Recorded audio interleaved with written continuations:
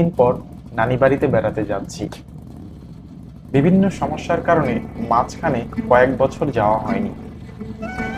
এবার একটা বড় ধরনের ছুটি পাওয়ার ফলে রওনা দিলাম। নানি বাড়িতে নানা নানি আর দূর সম্পর্কে দুজন মামাতো ভাই ছাড়া কেউ থাকে না।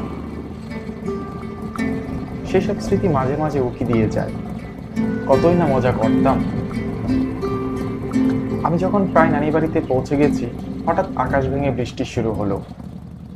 দূরে একটা চালা ঘর দেখতে পেলাম। মনে মনে ভাবলাম, যাই ওখানে গিয়ে দাঁড়াই। বৃষ্টির প্রকোপটা কমলে তারপর না হয় যাওয়া যাবে। না হলে ঘুরতে এসে অসুস্থ হয়ে বিছানাতে শুয়েই ছুটিটা মাটি করতে হবে। আমি চালার নিচে দাঁড়ালাম। সে কি মুষলধারে বৃষ্টি হচ্ছে। এমন সময় একটা লোক ভিজতে ভিজতে চালায় ঢুকলো। তার শরীরটা আমার হাতে লাগলো। ইস, কি ঠান্ডা হাত। ভাবলাম বৃষ্টিতে ভিজে এসেছে, তাই হইতো। ভাই কি নানার বাড়িতে যাচ্ছেন? হঠাৎ লোকটা প্রশ্ন করে বসলো। কিছুটা অবাক হয়ে জবাব দিলাম, জি। আপনি কি করে বুঝলেন? আপনাকে ওই বাড়িতে দু একবার দেখেছি বলে মনে হচ্ছে। আপনার নানার নাম করিমউদ্দিন ভুইয়া না? জি। আপনি আমার নানাকে চেনেন? আগে প্রায় সময়ই ওই বাড়িতে যেতাম, এখন আর যাওয়া হয় না। মনে মনে ভাবলাম, বাড়িতে তখন অনেক লোকই আসতো, সবাইকে তো আর চেনা সম্ভব না। ওদের মধ্যেই কেউ হবে একজন। এমন সময় আরো জোরে বাতাস আর বৃষ্টি শুরু হলো। দূরে কোথাও বিদ্যুৎ চমকাচ্ছে। আজকে মনে হয় বাড়ি যেতে অনেক রাত হয়ে যাবে। আপনার নাম কি? আমার নাম সাগর। আপনার নানাদের পাশের গ্রামেই থাকতাম। থাকতাম মানে? এখন আর থাকেন না? না। বলেই লোকটা একটি দীর্ঘশ্বাস ফেলল। তারপরে হুট করে একটা কথা জিজ্ঞেস করে বসলো। আপনি কি জিনপতে বিশ্বাস করেন? হঠাৎ এ ধরনের প্রশ্ন করায় একটু অবাক হলাম। না, কিন্তু হঠাৎ এগুলো জিজ্ঞেস করছেন কেন? আপনি মনে হয় আপনার নানার বাড়ির সামনের বাঁশঝাড়টার কথা শোনেন নাই। না, ওই বাঁশঝাড়ের আবার কি হলো?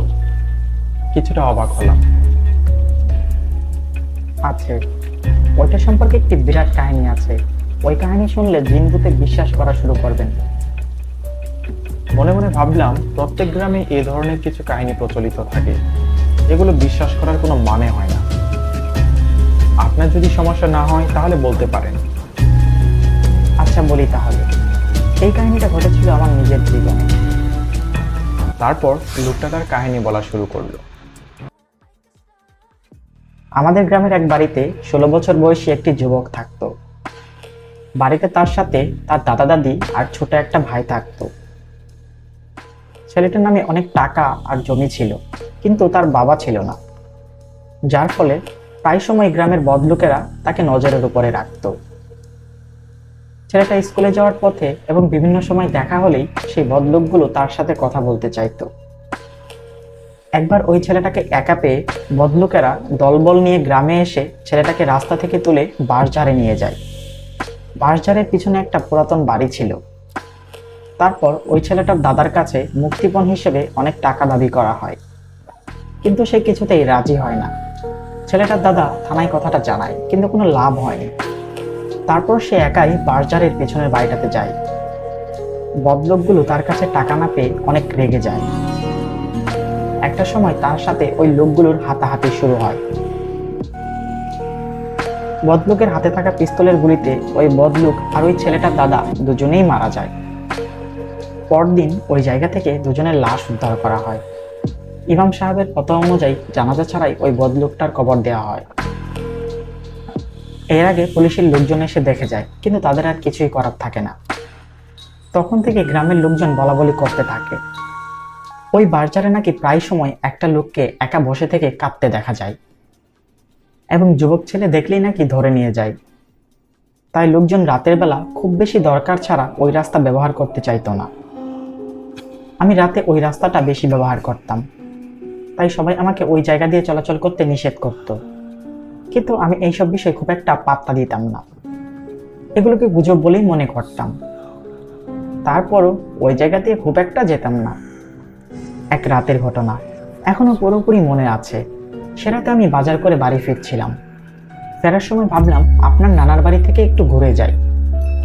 তখন ওই রাস্তা দিয়েই রওনা দিলাম। যদিও ভূত পেতনি খুব একটা বিশ্বাস করতাম না, তারপর ওই দিন একটু ভয়ে পেয়েছিলাম। আকাশে চাঁদের আলো ছিল, তাই টর্চ জ্বালানোর প্রয়োজন অনুভব করলাম না। বাঁশঝাড়ের কাছে যেতেই আমি সেই ছায়ামূর্তিটাকে দেখতে পেলাম। আমার ভাগ্য ভালো ছিল, তখনই আপনার নানা এসে পড়ে আর আমি বেঁচে যাই।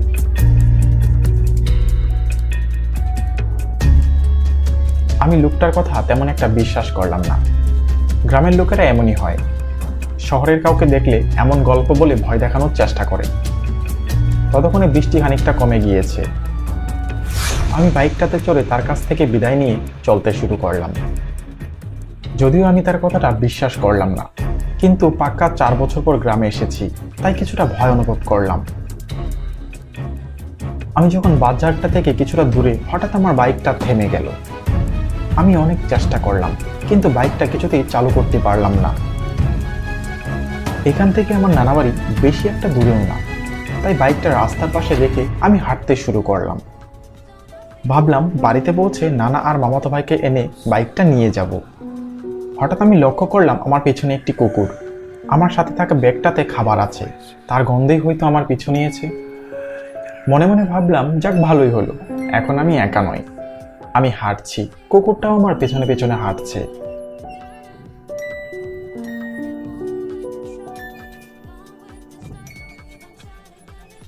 আমি যখন বাজারটার নিচে আসলাম, তখন আমার কেমন যেন অন্যরকম লাগা শুরু হলো। আমার সামনে কিছু একটার উপস্থিতি অনুভব করলাম। কালো একটা ছায়া আমার সামনে ভেসে উঠলো। আমি কোনো কিছু বলার ক্ষমতা হারিয়ে ফেললাম। তারপর সেই কালো ছায়াটা তার আসল রূপ ধরলো। আমি তো অবাক হয়ে দেখতে থাকলাম, এই তো সেই লোকটা যে আমাকে ভূতের গল্প শোনাচ্ছিল। আমাকে নিয়ে সেই লোকটা বাজারের পেছনে পুরাতন বাড়িটাতে হাজির হলো। আমি পালাতে চাইছি, কিন্তু আমার পক্ষে পাটা তোলারও শক্তি ছিল না। এমন সময় লোকটা কোথা থেকে যেন একটা পিস্তল বের করলো, তাক করলো আমার দিকে। এমন সময় কুকুরটা ঝাঁপিয়ে পড়লো সেই শয়তানটার উপর। সে কি মারামারি! কুকুর কামড়ে দিচ্ছে সেই শয়তান লোকটাকে। তারপর আমার আর কিছুই মনে নেই। আমি বেহুশ হবার আগে আমার নানার মুখটা দেখতে পেয়েছিলাম। যখন চোখ খুললাম, আমার পাশে মামাতো ভাই দাঁড়িয়ে আছে। একটু দূরে আমার বাইকটা দেখতে পেলাম। আমি বললাম, কিরে সজীব, আমি তোর কাছে আসলাম কিভাবে? পাশের বাড়ির মনোদাদু তার ছাগলটিকে খুঁজতে গিয়ে তোমাকে ওই বাঁশঝাড়ের পিছনে দেখতে পেয়ে আমাদের খবর দেয়। তুমি আজ 3 দিন পর চোখ খুললে। আমি যেন বিশ্বাস করতে পারছিলাম না। তারপরে বললাম, নানু ভাই কোথায়?